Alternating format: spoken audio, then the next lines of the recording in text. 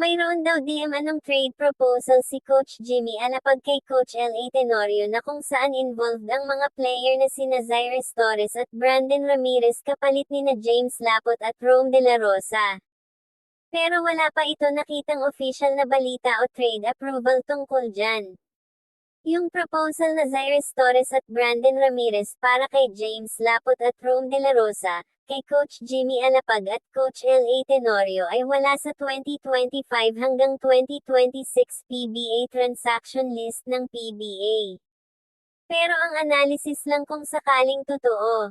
Para sa team ni Coach Jimmy Alapag at NLEX, kung makuha nila si James Lapot 6'10" at si Rome De La Rosa na 3 and D wing, malaking tulong sa size at defense ng NLEX at fit sa system ni Coach Jimmy Alapag na gusto ng disiplina at shooting. Para sa team ni Coach L.A. Tenorio at Magnolia, si Zaires Torres at Brandon Ramirez kung mga guards at wings yan, baka gusto ni Coach L.A. Tenorio ng mas bata at mas mabilis na rotation habang binubuo niya yung team niya. Pero uulitin ko, rumor pa lang ito for now. Madalas lumalabas yung mga ganyang trade proposal for discussion lang. Hanggat walang announcement galing PBA Commissioner's Office, treat natin as speculation muna.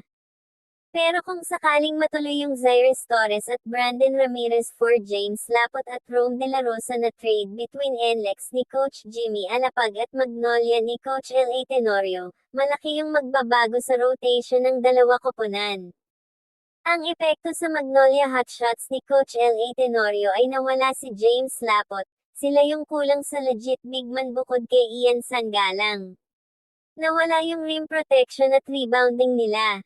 At Rome De La Rosa na veteran 3 and D wing. Siya yung culture guy ng Magnolia. Defender, leader, at kilala sa system nila. Ang makukuha ng Magnolia sina Zaires Torres at Brandon Ramirez, pero mga batang player, ibig sabihin gusto ni Coach L.A. Tenorio ng speed at shooting. Fit yan sa style ni Coach L.A. Tenorio, mabilis na bola, maraming outside shots, at pressing defense. Magiging mas maliit at mas mabilis ang Magnolia. Ang epekto naman sa NLEX Road Warriors ni Coach Jimmy Alapag ay mawawala sina Zaires Torres at Brandon Ramirez, nagsasacrifice si Coach Jimmy Alapag ng potential para sa win now. Makukuha naman nila sina James Lapot, ito na yung sagot nila sa size. Si Coach Jimmy Alapag galing Sacramento, alam niya value ng big na marunong mag-space. Si James Lapot may tira sa labas, hindi lang post. Perfect partner kay Anthony Semerid at JB Bahio. Si Rome De La Rosa, eto yung tipo ni Coach Jimmy Alapag. Matigas, veteran, at alam maglaro ng walang bola. Idagdag mo kay Kevin Racal at Anthony Semerid, ang kapal na ng wing defense ng NLEX. Mas panalo ang NLEX ni Coach Jimmy Alapag sa trade na ito dahil makukuha nila sina James Lapot at Rome De La Rosa. Solve yung size problem nila na ilang taon na naghahanap ang NLEX ng legit 6'10" na big. Si James Lapot hindi lang rebounder, may mid-range pa. Perfect sa spacing system ni Jimmy Alapag na natutunan niya sa Sacramento. Si Rome De La Rosa yung tipo ng player na gusto ni Coach Jimmy Alapag.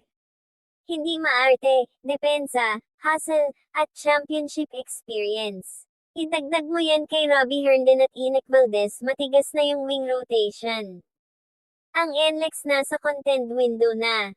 May Shani Winston, JB Bahio, at Lawrence Kapulong na. Kulang na lang sa big at veteran, at ito na yun. Pero kung ang usapan ay sino mas gaganda agad next conference, NLEX. Walang duda. Parang trade ng experience at size versus potential at speed. At sa PBA ngayon, mas mahal pa rin yung proven na big man at 3 and D wing. Ikaw, kung general manager ka ng Magnolia papayag ka ba? O hihingi ka pa ng draft pick na kapalit?